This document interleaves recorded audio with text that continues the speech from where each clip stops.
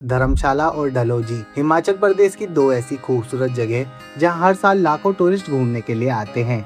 यहाँ आपको ऊंचे ऊंचे पहाड़, ठंडी हवाएं और हरे भरे जंगल के साथ नेचर के बेहद शानदार नज़ारे देखने को मिलते हैं। धर्मशाला अपनी तिब्बती संस्कृति, पीसफुल मोनेस्ट्रीज और ब्यूटीफुल कैफेज के लिए पूरी दुनिया में फेमस है। वहीं दूसरी तरफ डलहौजी अपनी कॉलोनियल वाइब्स, शांत माहौल और मिनी स्विट्जरलैंड कहे जाने वाले खजियार की वजह से लोगों को बेहद पसंद आता है। और दोस्तों, धर्मशाला में मौजूद है दुनिया के सबसे खूबसूरत क्रिकेट स्टेडियम में से एक HPCA क्रिकेट स्टेडियम, जहां से आपको धौलाधार पहाड़ों के बीच क्रिकेट का एक अलग ही नजारा देखने को मिलता है। वहीं डलहौजी और खजियार की हरियाली और यहाँ का शांत माहौल आपकी पूरी ट्रिप को और भी यादगार बना देता है।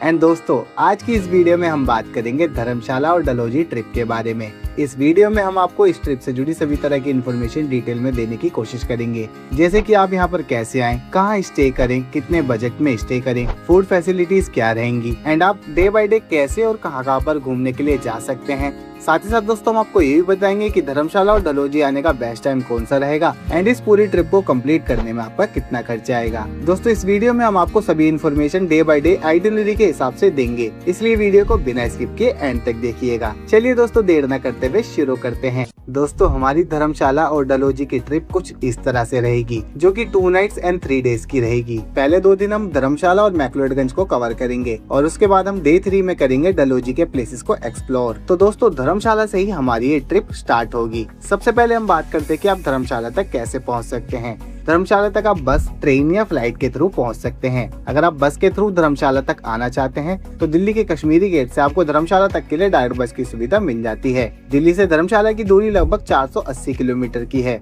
और यहाँ डेली शाम 7 बजे से HRTC बसेस और वोल्वो बसेस चलती हैं, जो कि आपको 11 से 12 घंटे में धर्मशाला तक ड्रॉप कर देंगी। HRTC बस का किराया लगभग 800 रुपए पर पर्सन का रहता है एंड वोल्वो बसेस से जाने का किराया 1000 से 1500 रुपए पर पर्सन का रहता है। एंड अगर आप ट्रेन से आना चाहते हैं तो सबसे पहले आपको पठानकोट कैंट रेलवे स्टेशन तक पहुंचना होगा, जो धर्मशाला का नियरेस्ट रेलवे स्टेशन है और यहाँ से धर्मशाला की दूरी लगभग 85 किलोमीटर की है। पठानकोट पहुंचने के बाद आप बस या फिर टैक्सी के थ्रू धर्मशाला तक पहुंच सकते हैं। बस से धर्मशाला पहुंचने में लगभग 3 घंटे का समय लगता है। यहाँ से आपको HRTC buses and Volvo buses दोनों तरह की बसेस मिल जाती हैं। HRTC बस का किराया लगभग 200 रुपए से 300 रुपए पर पर्सन का रहता है एंड वोल्वो बसेस से जाने का लगभग 500 रुपए पर पर्सन का। एंड दोस्तों, या फिर आप टैक्सी बुक करके भी पठानकोट से धर्मशाला तक पहुँच सकते हैं, जिसकी बुकिंग आपको लगभग 2500 रुपए तक में हो जाती है। एंड अगर आप फ्लाइट के थ्रू धर्मशाला तक पहुंचना चाहते हैं तो धर्मशाला का सबसे नियरेस्ट एयरपोर्ट है कांगड़ा एयरपोर्ट, जो यहाँ से लगभग 15 किलोमीटर दूर है। लेकिन यहाँ तक के लिए भारत के कई बड़े शहरों से डायरेक्ट फ्लाइट की सुविधा नहीं मिलती है, इसलिए आप पहले दिल्ली के इंदिरा गांधी इंटरनेशनल एयरपोर्ट तक बाय फ्लाइट आ सकते हैं एंड वहाँ से आप धर्मशाला तक बस के थ्रू पहुँच सकते हैं, जो कि काफी बढ़िया ऑप्शन रहता है। एंड अगर आप दिल्ली या फिर उसके आसपास के शहरों से अपने व्हीकल से आना चाहते हैं तो ये भी एक अच्छा ऑप्शन रहता है, क्योंकि धर्मशाला तक आने का रास्ता काफी अच्छा है और पूरे रास्ते में आपको शानदार नज़ारे देखने को मिलते हैं। चलिए दोस्तों, अब आप धर्मशाला तक पहुंच जाएंगे तो अब बात कर लेते हैं कि धर्मशाला में ठहरने की क्या व्यवस्था रहेगी। दोस्तों, आप धर्मशाला पहुंचकर मेन स्क्वायर मार्केट या फिर उससे 2 किलोमीटर दूर बागसुनाक में स्टे कर सकते हैं। यहाँ पर आपको बजटेड होटल से लेकर लग्जरी होटल तक मिल जाएंगे। आपको इन दोनों जगह पर 1000 से 7000 रुपए तक में इजीली होटल मिल जाते हैं, या फिर आप यहाँ पर रिजॉर्ट्स में भी स्टे कर सकते हैं। एंड दोस्तों, आप अपने बजट के हिसाब से इन होटल्स में स्टे कर सकते हैं। एंड दोस्तों, अगर आप एक सोलो ट्रैवलर हैं तो आपको मैक्लोडगंज में डॉर्मेट्री की सुविधा भी मिल जाती है, जो कि 300 रुपए से 700 रुपए तक में आपको मिल जाएगी। इसके प्राइस आपकी फैसिलिटीज एंड लोकेशन के हिसाब पर डिपेंड करते हैं।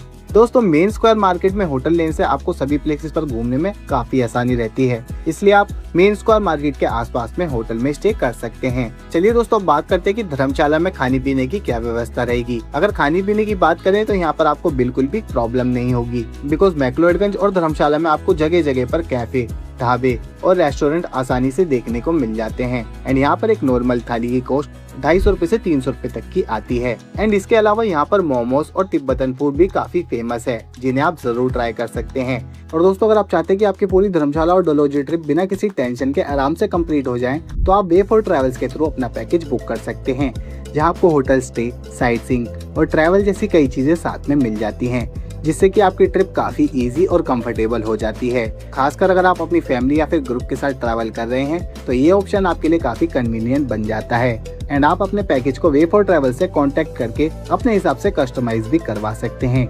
वे फॉर ट्रेवल्स काफी ट्रस्टेड कंपनी है जो कि आपकी ट्रिप को काफी बेहतर बना देगी। वे फॉर ट्रेवल्स की सभी तरह की कॉन्टेक्ट डिटेल्स आपको नीचे डिस्क्रिप्शन में मिल जाएगी। चलिए दोस्तों, अब बात करते हैं कि आप कैसे और कहां पर घूमने के लिए जा सकते हैं।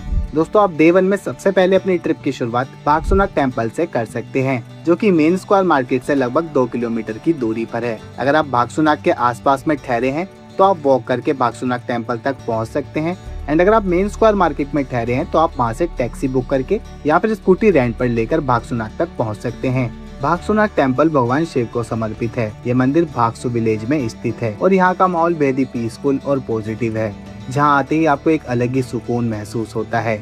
मंदिर के पास ही एक छोटा सा कुंड है जो इस मंदिर को और भी ब्यूटीफुल बना देता है। बागसुनाग मंदिर के रास्ते में आपको काफी सारी शॉप्स, रेस्टोरेंट एंड होटल भी देखने को मिलते हैं और यहीं से थोड़ी सी ऊपर जाने पर आपको बागसु वाटरफॉल भी देखने को मिलता है। मंदिर से वाटरफॉल तक जाने के लिए आपको लगभग 1 किलोमीटर तक का ट्रैक करके जाना होता है। इस बीच आपको रास्ते के काफी बेहतरीन नज़ारे देखने को मिलते हैं और फिर दिखता है ये खास वाटरफॉल, जहाँ पर आप इस वाटरफॉल के नज़ारों का लुत्फ उठा सकते हैं। एंड यहाँ पर पास में ही आपको कुछ शॉप्स भी देखने को मिलती है। आप यहाँ पर काफी अच्छी फोटोज ले सकते हैं, काफी अच्छा टाइम स्पेंड कर सकते हैं। एंड उसके बाद आप वापस मेन स्क्वायर मार्केट पर आकर वहाँ से लगभग 1 किलोमीटर की दूरी पर स्थित दलाई लामा टेम्पल के लिए जा सकते हैं। दलाई लामा टेम्पल तिब्बती बौद्ध धर्म का एक प्रमुख केंद्र है और ये दलाई लामा का निवास स्थान भी माना जाता है। मंदिर के अंदर आपको बुद्ध भगवान की खूबसूरत प्रतिमा, प्रेयर व्हील्स और तिब्बती संस्कृति की झलक देखने को मिलती है। यहाँ का माहौल बेहद ही पीसफुल और सुकून भरा होता है, जो इस जगह को और भी ब्यूटीफुल बनाती है। आपको यहाँ पर आकर काफी अच्छा लगेगा। एंड उसके बाद आप नड्डी व्यू पॉइंट के लिए जा सकते हैं, जो कि काफी खास जगह है। जैसे ही आप नड्डी विलेज पहुंचते हैं, आपको सामने दिखता है पूरा धौलाधार माउंटेन रेंज, जो बादलों से ढका हुआ हो तो नजारा और भी जादुई लगने लगता है। यहाँ का माहौल बेहद ही पीसफुल होता है, जहाँ भीड़ भाड़ से दूर बैठकर नेचर को अच्छे से फील कर सकते हैं। अगर आप नेचर लवर हैं तो ये जगह आपके लिए परफेक्ट रहेगी। नड्डी विलेज व्यू पॉइंट से सनसेट के नजारे तो देखने लायक होते हैं, क्योंकि जैसे जैसे सूरज ढलता है, आसमान के रंग और पहाड़ों का व्यू सच में दिल जीत लेता है। यहाँ पर आप काफी अच्छा टाइम स्पेंड करें। एंड उसके बाद आप वापस मैक्लोडगंज मार्केट की तरफ आ सकते हैं, जहाँ पर आप मैक्लोडगंज की मेन मार्केट को एक्सप्लोर कर सकते हैं, जिसे कई टूरिस्ट तिब्बतन मार्केट के नाम से भी जानते हैं, क्योंकि यहाँ आपको ज्यादातर तिब्बतन कल्चर देखने को मिलता है। और अगर आपको शॉपिंग पसंद है तो यहाँ से आप शॉपिंग भी कर सकते हैं। शाम के टाइम लाइट्स और माउंटेन व्यूज के साथ मार्केट और भी खूबसूरत लगती है। आप यहाँ पर उस रात डिनर करें एंड इसी के साथ आपका डे 1 यहीं पर कंप्लीट हो जाएगा। एंड उसके बाद नेक्स्ट डे यानी कि डे 2 में आप मैक्लोडगंज से धर्मशाला की तरफ जा सकते हैं, जहां पर आप धर्मशाला के कुछ प्लेसेस को एक्सप्लोर करेंगे। मैक्लोडगंज से धर्मशाला की दूरी लगभग 10 किलोमीटर की है। मैक्लोडगंज से आप धर्मशाला तक लोकल बसेस, टैक्सी या फिर स्कूटी रेंट करके जा सकते हैं। एंड दोस्तों, आपको मैक्लोडगंज से धर्मशाला तक जाने के लिए एक और ऑप्शन मिलता है, जो कि है रोपवे के थ्रू जाने का। इस रोपवे से आपको मैक्लोडगंज से धर्मशाला तक का एरियल व्यू देखने को मिलता है एंड धौलाधार वैलीज के अमेजिंग नज़ारे भी देखने को मिलते हैं, जो आपके ट्रिप को और भी खास बना देते हैं। एंड इस रोपवे से जाने की टिकट 550 रुपए पर पर्सन की रहती है, जो कि 1 वे की रहती है। एंड राउंड ट्रिप की 800 रुपए पर पर्सन की रहती है। एंड इसकी टाइमिंग सुबह 10 बजे से शाम 6 बजे तक की रहती है। एंड आप इस रोपवे से 8 से 10 मिनट में धर्मशाला तक पहुंच जाएंगे। लेकिन दोस्तों, मेरे हिसाब से रोपवे के थ्रू जाने का ये थोड़ा expensive mode of travel option है, तो अगर आपका बजट अलाउ करता है तो आप इस एक्सपीरियंस को ले सकते हैं। अदरवाइज आपको बसेस मिल जाती हैं, जो कि आपको 50 रुपए पर पर्सन की टिकट लेकर धर्मशाला तक ड्रॉप कर देती हैं। आप डे 2 में सबसे पहले जा सकते हैं Saint John in the wilderness church के लिए। ये चर्च मैक्लोडगंज से धर्मशाला के रास्ते में स्थित है, जो कि काफी पीसफुल जगह पर स्थित है और यहाँ पहुँचते ही आपको एकदम सुकून भरा माहौल महसूस होता है। ये चर्च काफी ओल्ड और हिस्टोरिक है, जिसे ब्रिटिश टाइम में बनाया गया था, इसलिए यहाँ आपको हिस्ट्री और नेचर दोनों का एक साथ एक्सपीरियंस मिलता है। और इस चर्च से थोड़ी हॉन्टेड वाइब भी मिलती है। अगर आप भीड़ भाड़ से थोड़ा दूर शांत जगह पर टाइम स्पेंड करना चाहते हैं तो ये जगह आपके लिए बिल्कुल परफेक्ट रहेगी। आप यहाँ पर कुछ देर बैठकर रिलैक्स कर सकते हैं, फोटोग्राफी कर सकते हैं और उस शांत माहौल में काफी अच्छा टाइम स्पेंड कर सकते हैं। फिर उसके बाद आप जा सकते हैं दुनिया के सबसे ऊंचाई पर स्थित cricket stadium HPCA cricket stadium के लिए, जो कि बेहद ही खास और ब्यूटीफुल स्टेडियम है।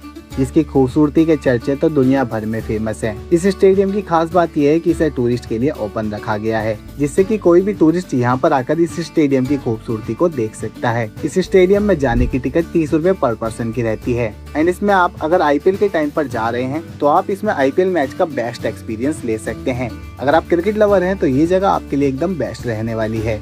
तो दोस्तों, अब तक हमने 2 डेज में धर्मशाला और मैक्लोडगंज की लगभग सभी बेस्ट जगहों को एक्सप्लोर कर लिया है।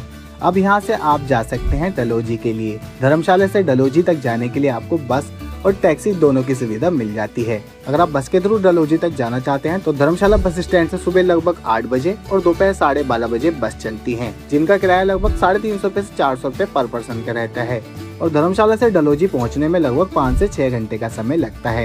एंड अगर आप टैक्सी बुक करके जाएंगे तो आपकी बुकिंग लगभग 5500 रुपए से 6000 रुपए तक में होती है। इसलिए दोस्तों, मेरे हिसाब से सबसे बेस्ट ऑप्शन रहता है पैकेज बुक करके जाने का। चलिए दोस्तों, अब आप डलहौजी पहुंच जाएंगे तो अब बात कर लेते हैं कि यहाँ पर स्टे करने की क्या व्यवस्था रहेगी। दोस्तों, डलहौजी में स्टे करने के लिए आप गांधी चौक और सुभाष चौक के आसपास में ठहर सकते हैं।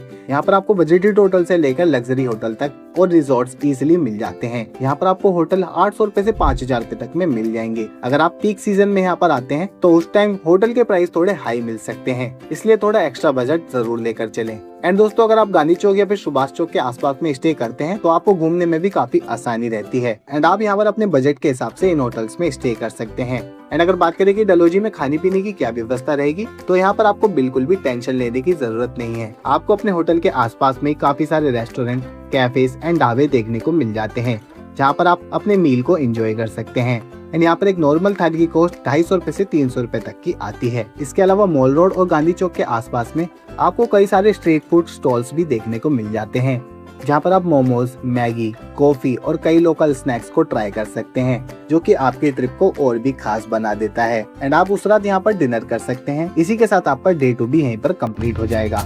फिर उसके बाद आप नेक्स्ट डे यानी कि डे 3 में खजियार के लिए जा सकते हैं, जिसे मिनी स्विट्जरलैंड ऑफ इंडिया के नाम से भी जाना जाता है। डलहौजी से खजियार की दूरी लगभग 20 किलोमीटर की है, जहाँ तक पहुँचने के लिए आप स्कूटी या फिर बाइक रेंट पर लेकर जा सकते हैं, जो आपको गांधी चौक के आसपास में आसानी से मिल जाती है। स्कूटी आपको यहाँ पर 600 रुपए से 700 रुपए तक में पर डे के हिसाब से मिल जाती है, लेकिन इनके प्राइस सीजन के हिसाब से थोड़े ऊपर नीचे होते रहते हैं। इसके अलावा यहाँ पर आप टैक्सी बुक करके भी खजियार तक जा सकते हैं, जिसका राउंड ट्रिप का किराया लगभग 3000 से 3500 रुपए तक का रहता है। रास्ते में आपको देवदार के जंगल, घुमावदार रोड्स और बेहद शानदार माउंटेन व्यूज देखने को मिलते हैं, जो कि आपकी इस जर्नी को और भी ब्यूटीफुल बना देते हैं। और दोस्तों, जैसे ही आप खजियार पहुँचते हैं, आपको चारों तरफ फैले हुए हरे भरे मैदान और पाइन फॉरेस्ट देखने को मिलते हैं। यहाँ का शांत माहौल और नेचर व्यूज सच में काफी अमेजिंग एक्सपीरियंस देते हैं। खजियार की सबसे खास अट्रैक्शन है खजियार लेक, जो इस पूरे मैदान के बीच में स्थित है। चारों तरफ देवदार के पेड़ और बीच में एक छोटी सी लेक इस जगह को और भी ज्यादा ब्यूटीफुल बना देती है। यहाँ पर आप आराम से वॉक कर सकते हैं, फोटोज क्लिक कर सकते हैं और नेचर को अच्छे से फील कर सकते हैं। एंड दोस्तों, अगर आपको एडवेंचर एक्टिविटीज पसंद है तो यहाँ पर आप जॉर्बिंग, हॉर्स राइडिंग और पैराग्लाइडिंग जैसी एक्टिविटीज का मजा ले सकते हैं। खासकर ओपन मैदानों के बीच जॉर्बिंग और हॉर्स राइडिंग का अलग ही मजा है। यहाँ पर आप अच्छे से एंजॉय करें और उसके बाद आप खजीनाग टेम्पल के लिए जा सकते हैं, जो कि खजियार की एक काफी फेमस और हिस्टोरिक जगह मानी जाती है। ये मंदिर वुडन आर्किटेक्चर के लिए जाना जाता है, जो कि काफी ब्यूटीफुल लगता है और यहाँ का शांत माहौल इसे और भी खास बना देता है। काफी अच्छा लगता है यहाँ पर आकर। और फिर खजियार को अच्छे से घूमने के बाद आप वापस डलहौजी आ सकते हैं और शाम के समय गांधी चौक और मॉल रोड एक्सप्लोर कर सकते हैं। गांधी चौक डलहौजी का सबसे पॉपुलर मार्केट एरिया है, जहाँ आपको कई शॉप्स एंड कैफेज देखने को मिल जाते हैं। एंड यहाँ पर आप यहाँ के स्ट्रीट फूड को भी जरूर ट्राई कीजिएगा। शाम के टाइम लाइट से भरी मॉल रोड और ठंडी ठंडी हवाओं के बीच यहाँ पर वॉक करने का एक अलग ही मजा है। डलहौजी में भी आप एक दिन अच्छे से एक्सप्लोर कीजिए और उसके बाद रात की बस से वापस दिल्ली की ओर आ सकते हैं। तो दोस्तों, इसी के साथ आपकी 2 नाइट्स एंड 3 डेज की ये ट्रिप यहीं पर कंप्लीट हुई। अगर आपके पास और भी समय है और अगर आप डलहौजी को और भी अच्छे से एक्सप्लोर करना चाहते हैं तो आप नेक्स्ट डे पंचकुला वाटरफॉल, काला टॉप और देनकुंड पीक जैसी ब्यूटीफुल जगहों को एक्सप्लोर करने के लिए भी जा सकते हैं। एंड दोस्तों, अगर बात करें कि धर्मशाला और डलहौजी घूमने आने का बेस्ट टाइम कौन सा रहेगा, तो आप यहाँ पर मार्च से जून के बीच में आ सकते हैं। इस टाइम यहाँ का वेदर काफी प्लीजेंट एंड कूल रहता है। एंड दोस्तों, अगर आप भीड़ भाड़ से थोड़ा दूर पीसफुल मौसम एंजॉय करना चाहते हैं तो सितंबर से नवंबर का टाइम काफी बेस्ट माना जाता है। इस टाइम आपको बारिश के बाद की पूरी वैलीज और भी ज्यादा हरी भरी और खूबसूरत दिखाई देती है। और अगर आप स्नोफॉल देखने का प्लान बना रहे हैं तो दिसंबर से फरवरी के बीच में यहाँ पर आप आ सकते हैं। खासकर डलहौजी और खजियार में उस समय स्नोफॉल देखने को मिल सकती है। एंड दोस्तों अगर बात करें कि धर्मशाला और डलहौजी की इस पूरी कंबाइंड ट्रिप को कंप्लीट करने में आपका कितना खर्चा आएगा, तो इस पूरी ट्रिप को कंप्लीट करने में लगभग एक पर्सन का खर्चा 15,000 रुपए से 17,000 रुपए तक का आएगा, जिसमें आपका दिल्ली से transport, hotel stay, food, local sightseeing और बेसिक ट्रैवल एक्सपेंसेस शामिल है। एंड दोस्तों वे फॉर ट्रैवल्स की सभी तरह की कॉन्टैक्ट डिटेल्स आपको नीचे डिस्क्रिप्शन में मिल जाएगी, जहां से आप उनसे कॉन्टैक्ट करके अपनी ट्रिप की बुकिंग करवा सकते हैं। तो दोस्तों आज की वीडियो में बस इतना ही। आई होप आपको मेरी इस वीडियो से धर्मशाला और डलहौजी ट्रिप से जुड़ी सभी तरह की इन्फॉर्मेशन डिटेल में मिली होगी। अगर फिर भी कोई क्वेश्चन मुझसे छूट गया है तो आप हमें कमेंट करके पूछ सकते हैं, या फिर आप हमें फेसबुक या इंस्टाग्राम पर मैसेज करके भी पूछ सकते हैं। हम वहाँ पर भी आपको इसी तरह की इन्फॉर्मेशन डिटेल में देते रहते हैं। आई होप आपको मेरी ये वीडियो पसंद आई हो। अगर आपको मेरी ये वीडियो पसंद आई हो तो वीडियो को लाइक करें और अपने दोस्तों और परिवार के साथ वीडियो को ज्यादा से ज्यादा शेयर करें। एंड ऐसी ही और वीडियोस को देखने के लिए चैनल को सब्सक्राइब करें एंड बेल आइकन को प्रेस करना ना भूलें, ताकि आने वाली इसी तरह की और भी वीडियोस को आप सबसे पहले देख सके। मिलते हैं एक और इन्फॉर्मेटिव वीडियो के साथ, तब तक के लिए थैंक यू सो मच। जय हिंद। अगर आप मेरी मनाली या फिर मसूरी ट्रिप के बारे में इन्फॉर्मेशन चाहते हैं तो आप इन वीडियोस को देख सकते हैं।